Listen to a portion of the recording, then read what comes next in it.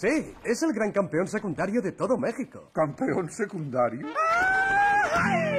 Y cantante número 1, estrella de culebrones y novelista romántico. ¿Has dicho el chupacabra o el cucocabra? ¿Es un chiste? ¿Es un chiste? Muy bien. No me dejas otra opción. Yo te abofeteo con mi capa. Has sido humillado, Guati. Espero poder superarlo. ¡Uy! Ya lo he superado.